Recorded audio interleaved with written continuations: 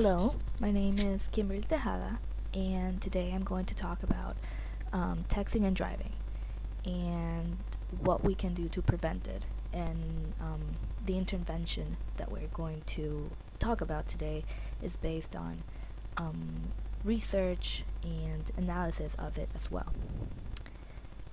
So this report will provide an in-depth analysis into texting and driving in ways it can be prevented and ultimately stopped. Research shows that motor vehicles crashes are the leading cause of death for people around 15 and 24. With numbers increasing every year, it is imperative for an actionable to be done. Therefore, this report will include a series of theories and research that will aid us to create an intervention plan for this specific group of people.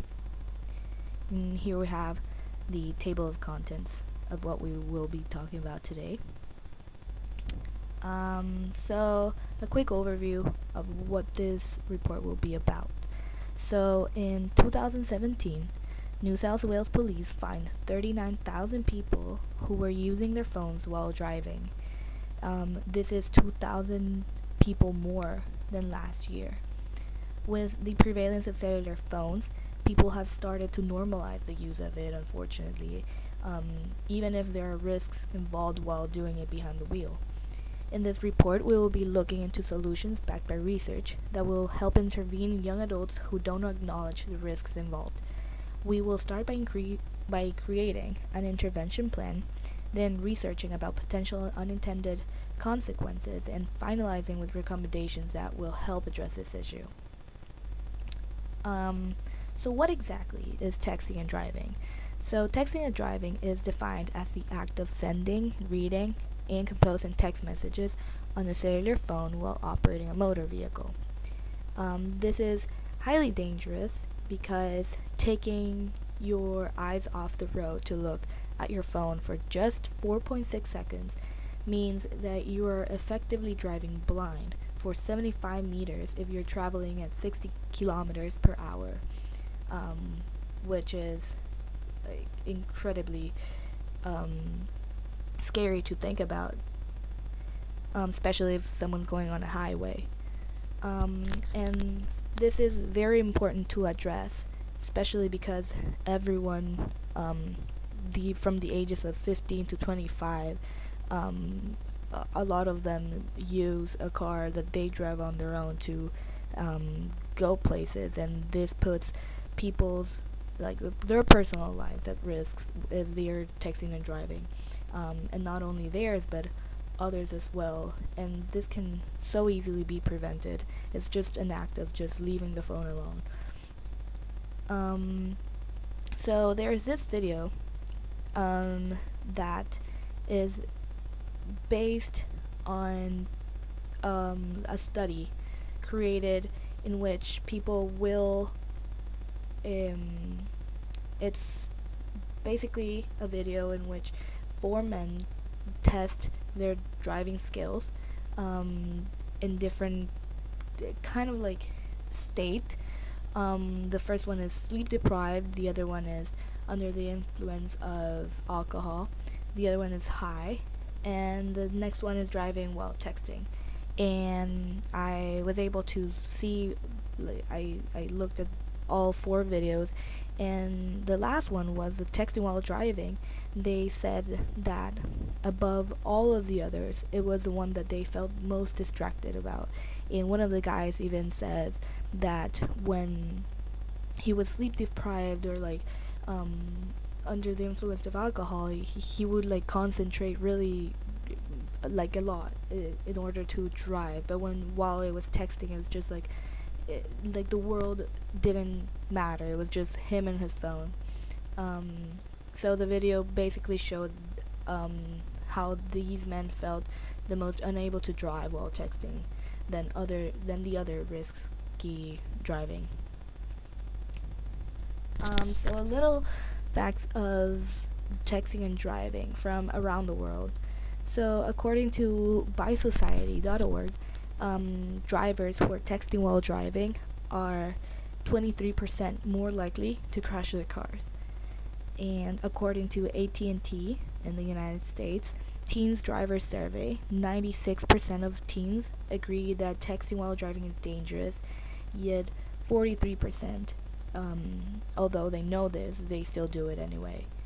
And one study found that distracted drivers experience a 35% decline in reaction time, whereas drunk drivers only experience a 12% decline. And these numbers are incredible. 35% to 12% is a huge difference. And if some people consider drunk driving risky, I don't think a lot of people understand the risk of texting and driving. Then other facts. 80% of drivers admit to accompany texting and driving with other hazardous behaviors, such as changing clothes, painting nails, or doing makeup. And 11 teenagers die every day due to texting and driving. In 2015, 551 non-occupants were killed in distraction-affected crashes. These numbers of all these facts are very significant, and I don't think a lot of people take in consideration how massively important it is to understand these numbers and not only say that you're gonna do it, but actually do it. So we're going to look into the behavior change theory.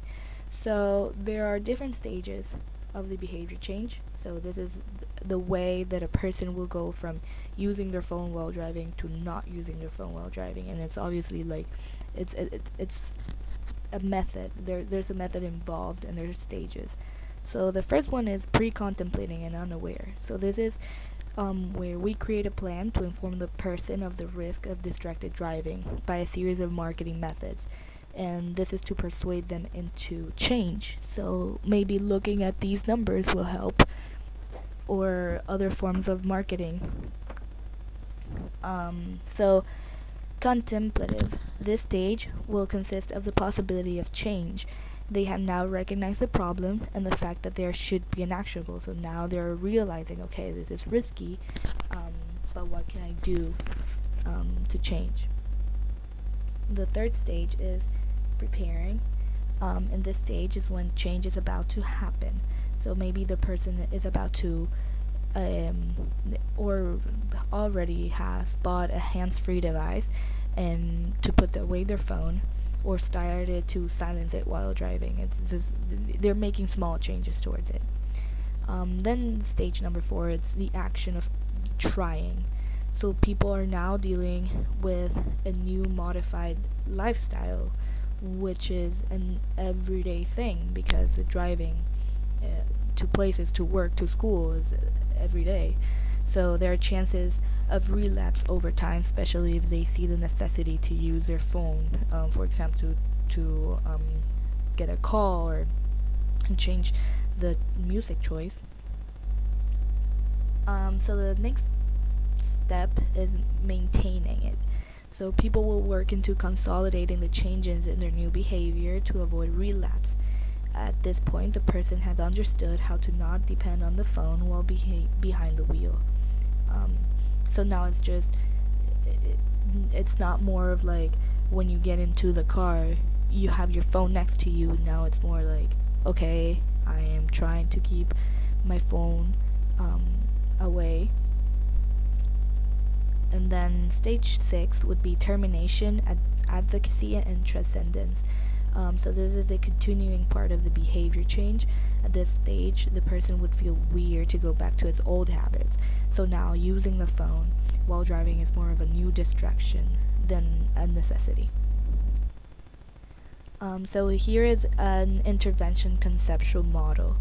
So because of the set target market, which is teenagers or young adults from 15 to 25, we will be using the systematic family model of intervention, which involves families seeking solutions as a whole in order to abolish the given problem.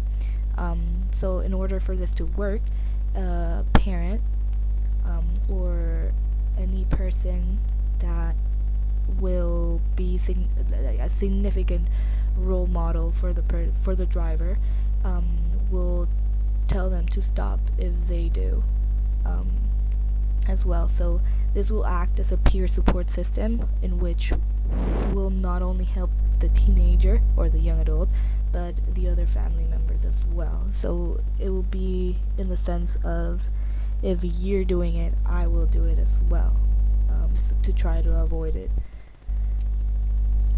So as stated before, the target market, based on the research that we have conducted for this report and analysis from different statistics worldwide, our intervention will be mainly focused on young adults, ages 15 to 25. This age range is chosen due to the research into the minimum age to drive in different countries around the world, which is 15. I did a little bit of research into it and saw a list of countries and what their minimum age was, and some of them were 15. The majority of them were 17, 18. So just to include that in, 15 will be the set age, and then 25.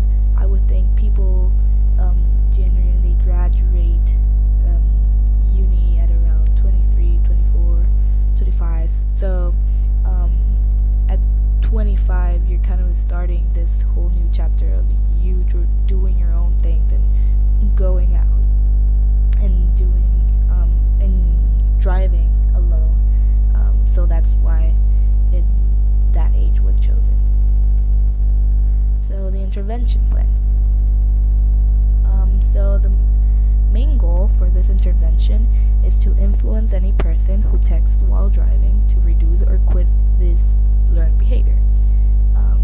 We will be looking into the theory of learned behavior in order to address this problem, and we'll be using the systematic family model of intervention, as said before, in order to address this problem. So because of our target market, because it is mainly teenagers, the biggest partners involved will obviously be their parents. It is imperative that parents contribute to this by setting an example or by implementing rules while behind the wheel. So for instance, the iPhone now has this feature that you can set it on a mode in which you're telling people that you're driving. So you just go ahead and use the feature do not disturb. So now you won't be getting any notifications. So that can be one of the things that a parent can do, and then the child sees that this is the parents doing that, so they will do it as well. And not only is the person behind the wheel the one in danger, but it can affect others as well, like passengers that are with them, other drivers on the highways, or especially pedestrians. So the main purpose of the strategy used is to align the stakeholders around the product. So in this case, the product is the intervention plan, to achieve high level of effectiveness. We will be focusing on three main parts of this, which is the vision, the goals, and the initiatives. So for vision, we will be planning how to deliver an understandable intervention and how to make it impactful to the receiver. It has to be a very persuasive delivery in order for the receiver to really grasp the importance of it. Then we're going to set goals and rules in order to follow them and reach them. This is very important. Not only goals, mainly personal, maybe make it a competition with yourself, to not look at your phone or not use it, and starting small, maybe not use it for like a week, and then rules set by not only yourself, by the person driving, but by the state, and initiatives. So at this point, the driver will take initiatives from both the receiver of the intervention and the people helping them quit. So the price strategy. For this type of intervention, we will be using the psychology pricing. It is used, for example, in retailing when they are $200, they would set it at $199 because studies show that people first look at the first number rather than the others. So although there's only $1 in between, psychologically they're saying that this is worth less. So the goal of this is to increment the demand by creating an illusion of enhanced value. So for example, in the case of intervening with texting and driving, there will not be literal monetary transactions, but there will be a chance of buying a hands-free, which will impact the driver's usual phone use. So by them recognizing the utility of the hands-free device, meaning the enhanced value to it, it will complement the ongoing intervention strategy. So play strategy. Although this report is mainly focused on how the intervention can start by a family's decisions to stop texting and driving as a whole rather than other parties being involved, it is highly crucial to involve bigger influencers into the picture. So if the message can be transmitted to masses at the same time, then the family's intervention will not only be complementary and maybe even the last push that person needs. So if, let's say, a big company comes into the picture and a family is already intervening for a person to stop texting and driving, then both of them creating awareness at the same time, it might even duplicate the reason why they would stop texting and driving. So, for example, a higher consequence, like I was saying, established by the state. So, higher fines. So, right now, countries in the Caribbean have one of the highest fines for texting and driving. So, Bermuda has $500 if you're caught using your phone while driving, and Trinidad and Tobago is $225. Then 30 countries around the world have even made handheld devices to be illegal. And then there is another extreme in which Utah, one of the states in the United States, has stated that a person who's caught driving and texting will be facing 3 months of jail. So for promotion strategy, first, when focusing on the contemplative stage of learned behavior, we will be looking into ways to help promote the risk of texting and driving. So here are some examples. Giving away hands-free devices for the car. So these devices can be complex, but most of them are just places where you can put your phone that's not your hand. So these are very cheap and can be obtained even in convenience stores, and so I don't think the production price is high enough where companies can not give them out. Maybe during some event they can give them out for them to use. Some people may not go out of their way to use them, but when they're given one, they might. So many users express that they text while driving because they get bored. There have been many creative ways in order to avoid this. So, for instance, here in Australia, Australia has one of the longest freeways in the world. So, in order to avoid people either falling asleep or driving, doing other things such as texting, they have set numerous signs along the highways which contains driving trivia questions and answers. So while someone's driving, you can kind of like play along with them, and I think that is a great strategy. So creative strategy and media planning. Because of the amount of users who use social media inside our target market, there should be a pop-up created that will let the driver know that the vehicle is moving. So for instance, Snapchat, if you are like moving, because it kind of detects that, it will let you know no Snapchatting and driving. So I think this same thing can be replicated in other apps as well that are very common between teenagers, in order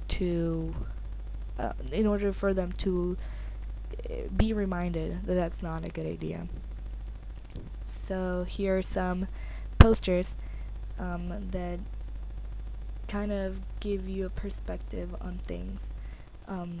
In marketing, one of the ways that a lot of people kind of get ideas, not only through posters but like as a whole, as in advertising as a whole, is fear. So these posters kind of give you a sense of perspective of what you can do instead of driving. So the first one's you can't do both, and it's someone texting and driving. And then the other one is, if you're responsible with a bottle, be responsible with your phone. And it has been so widely advertised that drinking and driving is not safe, but because of the prevalence of cellular phones, people think, oh, it's not that bad, but in reality, it may be even more dangerous because of its general use. So by using posters, it's very easy because posters have 24 out of 7 accessibility and a long shelf life relative to other print media. So there's this new concept that's going on around marketing that is basically storytelling. So storytelling in marketing could be the key to business success in 2018 and the years ahead. LinkedIn suggests that there are 570,000 storytellers in the promotional world as of 2017. So this is not just a random story that someone's gonna say. This will be more targeted into the intervention. So say if a teenager is portrayed in a television commercial, saying how hands-free devices are really cool and you're able to do things a little bit more safe than in other ways, other people would be more prone to either go buy one or stop one. In class, we saw a video in which a woman would say how she had an accident and she would talk to other people as well, and that kind of like made the whole class, first of all, it made the whole class very aware of how dangerous it was, but after a minute, I think a lot of people in the class went home and were driving while texting as well, so we have to be reminded a lot in order to know the consequences. So evaluation strategy. If your marketing research is expanding the effectiveness of your plan is the probable cost. So after doing the right research and targeting the niche market established, the numbers of people texting and driving will decrease. So in order to successfully know whether the intervention has worked, the numbers each month overall should decrease. So some ethical considerations and potential unintended consequences. So because of the complexity of the problem that is texting and driving, and because it is very popular to text, very popular to drive, but very dangerous to do both at the same time, there can be very unintended consequences caused by such intervention. There can be a possibility that the person refuses to give in options. For example, a university student doesn't find the risk to change music while driving. They might be with their friends and they're discussing what music to play. This could be fixed by arranging a playlist before leaving any place. So maybe Apple Music or Spotify can remind people whenever they open the app, do you want to create a playlist or something like that in order before getting into the car.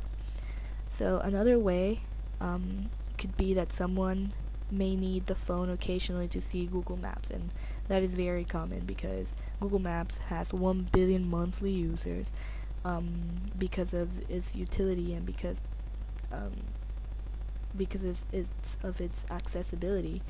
Um, People tend to use it a lot. So a great solution for this would be to set the specific location and use the hands-free device, but both at the same time, in order to guide itself. So I know a lot of people to not use the battery of the phone. They might put it away and then just leave the maps. But even Google Maps has voice overs that they would use, so both of them are complementary and both of them are very useful. So a very easy consequence that may arise when trying to stop this behavior is that with time, the driver will regain confidence in using the smartphone because there were no consequences like crashing.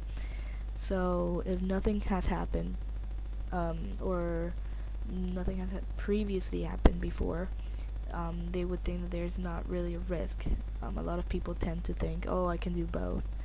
So by reinforcing the intervention and making it a new lifestyle, this mindset can be prevented. So, to conclude, drivers ignore the warnings transmitted by media and continue to use their phones, but this could be terminated by using the right intervention strategy analyzed in this report. By mainly targeting people aged 15 to 25, a created culture can be changed, and therefore accidents can be prevented. A new learned behavior is what is needed by applying the systematic family model of intervention. This can not only help the teenager but the whole family as well. By adjusting and modifying it according to each family, it can be a great success into abolishing texting and driving. And here are my references. So thank you so much. I hope you learned from this report some facts and about it.